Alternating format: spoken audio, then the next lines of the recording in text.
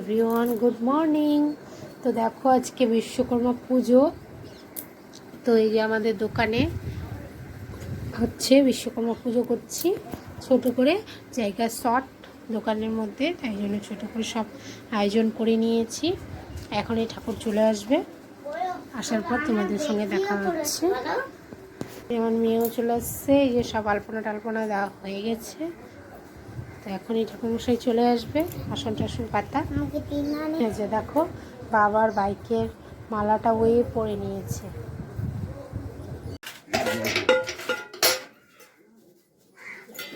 ঘন্টা বাজাবি তুই? হ্যাঁ, এখানে কি আছে?